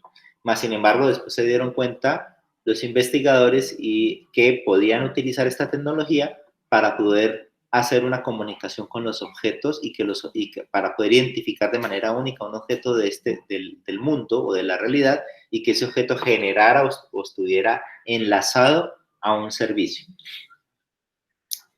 Hubo otros, digamos, precursores de esta Internet que como que hablaron de las características más importantes que debía tener esta Internet de las cosas e incluso propusieron otros nombres, pero no tuvieron tanta acogida como el de la Internet de las cosas. Uno de ellos fue en 2004, Gersenfeld, en el cual hablaba de la Internet Cero. Y sin embargo, él habló de los principales atributos o las principales características de las que debe tener esta Internet, de la cual nosotros ya hemos hablado. Y luego viene en el 2005 la ITU, que fue el reporte que nosotros leímos. Algo interesante de la ITU es que habla que la Internet de las cosas es una red de objetos físicos o virtuales. Y muchas veces se piensa, o la gran mayoría de las personas cuando hablan de Internet de las cosas, piensan solamente en objetos físicos. Resulta que esta parte de los objetos virtuales tiene mucha importancia también, porque estamos hablando de que en la parte de los objetos virtuales podemos crear objetos con comportamientos específicos que sean solamente digitales y de los cuales nosotros queremos que tengan algún comportamiento inteligente. Por ejemplo, podríamos conectar un objeto virtual como en la red virtual Second Life. No sé si han escuchado esta red social. Es una red social donde la gente se conecta bajo un avatar y en esa red social la gente vive como en un universo completamente diferente, tienen una forma física diferente, se casan, tienen hijos, tienen familia, pasean, hacen muchas cosas, ¿sí? Allí en esa red social, y podría incluso estar pensando conectarse conceptos de la Internet con esos objetos que son virtuales. Junto con servicios online, que es lo que hemos estado hablando ahora, ¿sí? Y que permitan interactuar esos objetos a través de eventos sin importar el espacio y el tiempo. Eso es, digamos, que la definición que dio la ITU al respecto. Este me gusta mucho mostrar bastante a Navastack. Navastack es un conejito, yo creo que fue uno de los primeros SmartThings que se adelantó mucho a su tiempo. Mire que este apareció en 2005, casi que en el mismo año que estaba la ITU hablando de que existía la Internet de las cosas, y este conejito ya tenía incluso ya muchas características de lo que nosotros hoy estamos hablando debe tener un objeto inteligente. No lo voy a hacer play todo, pero sí algunas cositas de ahí. Estético, sorprendente y sobre todo inteligente, Navastack es el conejo multifunciones conectado a Internet. Hola, ¿qué tal? Habla, mueve las orejas, escucha tus instrucciones, el tiempo. Mañana, sol, 25 grados. E incluso reconoce los objetos que te rodean. Bienvenido a casa, tienes mensajes. Su misión, darte toda la información que te interesa de manera rápida, eficaz y divertida.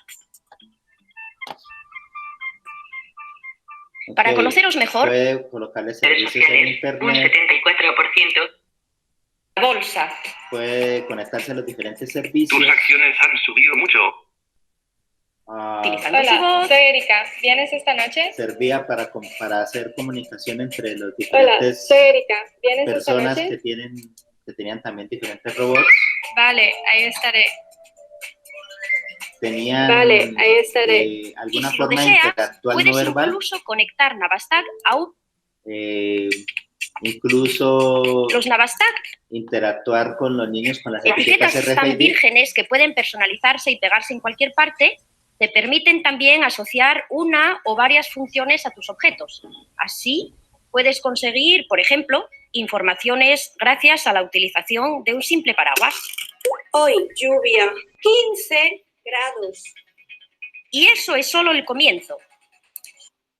Ok, entonces, les den cuenta que fue impresionante que la empresa que hizo esto, que es Violet, haya logrado poner podríamos decirlo hoy en día, se conocería como un asistente personal. Y yo creo que eso es lo que va a aparecer en estos próximos años. Van a aparecer muchos asistentes personales, pues ya tenemos allí algunos con Google y con Alexa, los asistentes personales que ellos están metiendo. Pero la idea es que no necesariamente son parlantes pegados a Internet, sino que estamos hablando de un objeto como un conejito, ¿sí? Que le podemos personalizar diferentes servicios. Entonces esto fue bastante adelantado a lo que fue el desarrollo de la Internet de las cosas. Y hay el reporte de Casaleggio y Associati, el artículo que él hizo, que es el siguiente artículo, el artículo número 2, ¿sí? Ahí aparece esta gráfica, ¿sí? Y en esta gráfica nosotros podemos ver cuál es la evolución natural que tiene la Internet de las cosas y hacia dónde vamos. Digamos que esta es la otra de las preguntas que teníamos nosotros allí por resolver, ¿sí? Entonces, lo primero que se necesita es que el mundo esté indexado. ¿Qué quiere decir eso? Que el mundo esté indexado quiere decir es que todo lo que existe tenga una representación digital en la web. Y hoy en día eso ya está, ¿sí? Nosotros podemos perfectamente entrar a cualquier buscador y preguntar casi cualquier cosa y vamos a encontrar información acerca de esa cosa. O podemos incluso utilizar Google Street View y llegar a ese sitio y ver información digital de cómo se ve ese sitio en la realidad.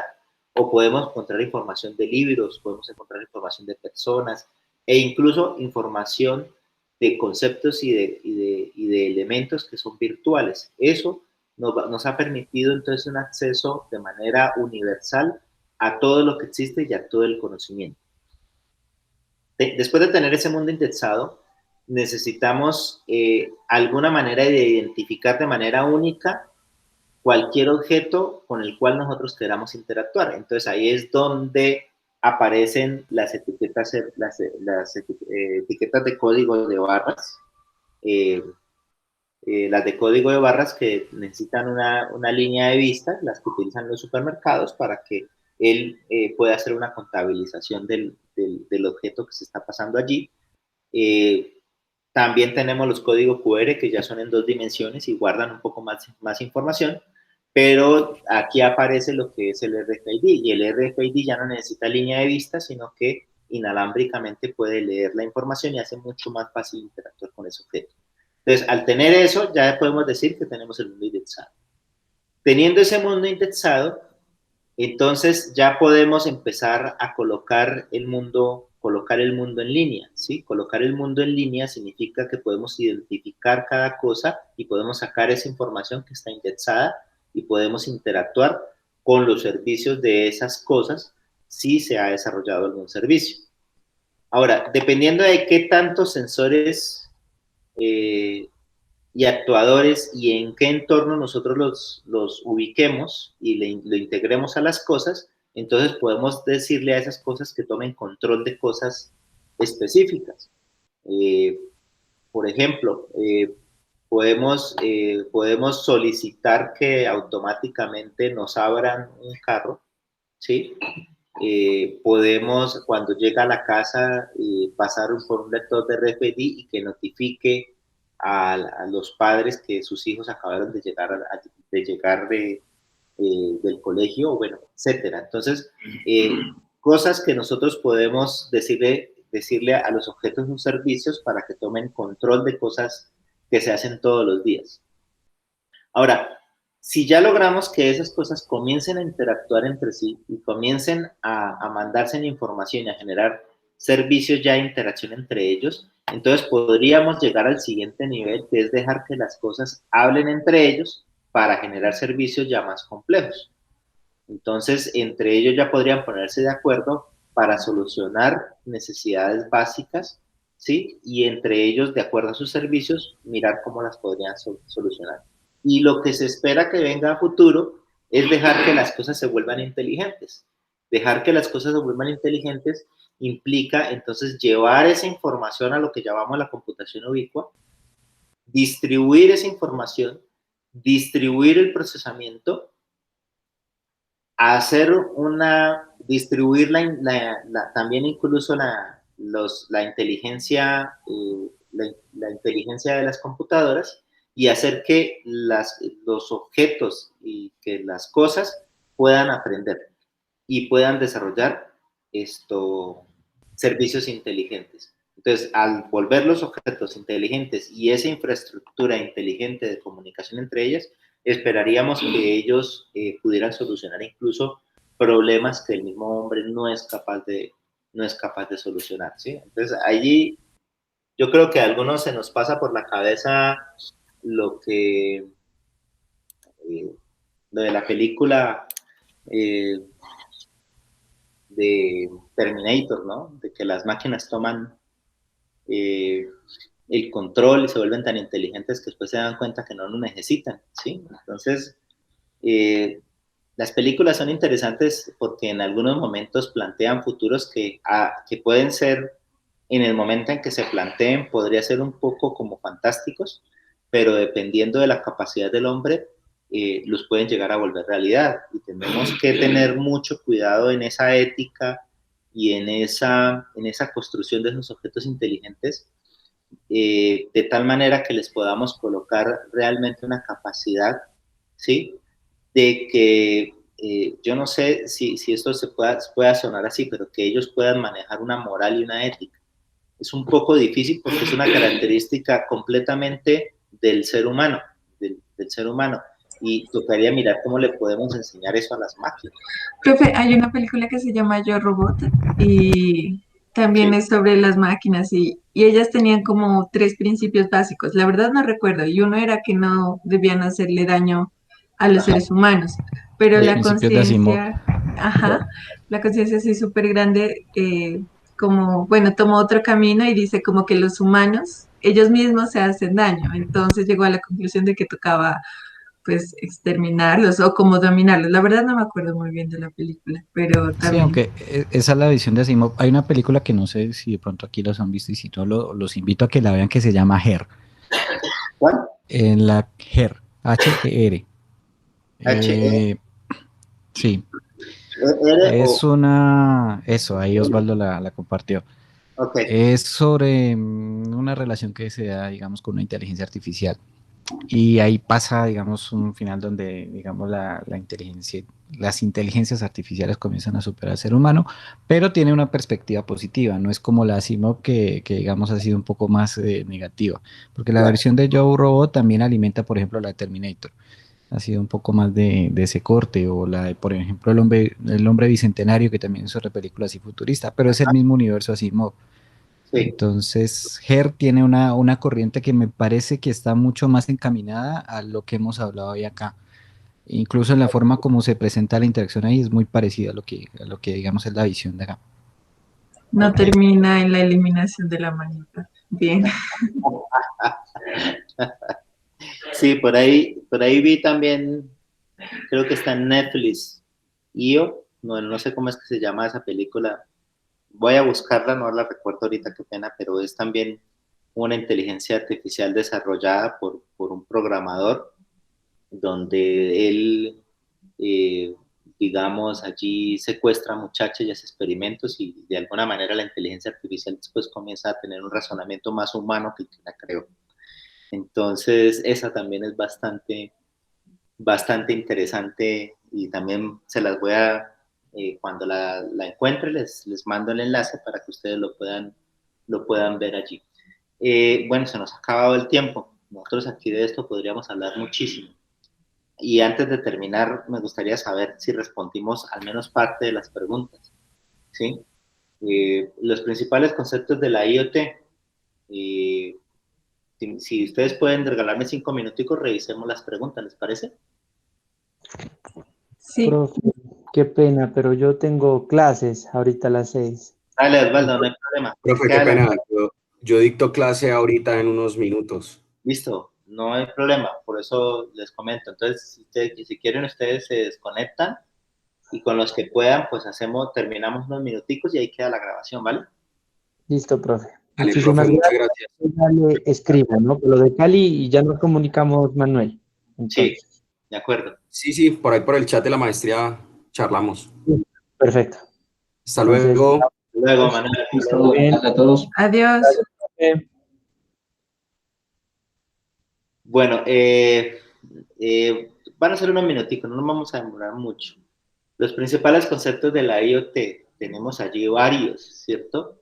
Sí, son bastantes conceptos, pero hay que ir cuáles serán los principales, ¿sí? Para mí uno principal es el concepto de computación ubicua, ¿sí? Y en la IoT, el concepto de computación ubicua nos lleva a que desaparecen los objetos con los cuales las máquinas como tal y la información y la computación se va hacia todo lo que existe en el entorno. Entonces, para mí ese es uno de los principales conceptos. No sé, Manuel, ¿cuál sería otro concepto principal? Bueno, acá hablamos de servicios inteligentes, ¿no? También, servicios inteligentes. Laura. Pues uno que me quedó sonando bastante fue el primero, que es miles de millones de objetos conectados que ofrecen servicios inteligentes personalizados y que a Personal. veces pueden ser públicos. Listo, manejo del contexto y de la información de las personas a las cuales van a dar el servicio. Julio, César, ¿te acuerdas de alguna? Para complementar lo de la compañera Laura, profe, que los objetos pues pueden ser físicos o virtuales, porque pues lo estaba tomando más a parte como objetos físicos, pero Ok, cuando hablamos ahora último de lo virtual, creo que es un concepto también importante. ok, perfecto. Bueno, en la evolución natural de la IoT, digamos, ¿cómo ha sido la evolución, Laura?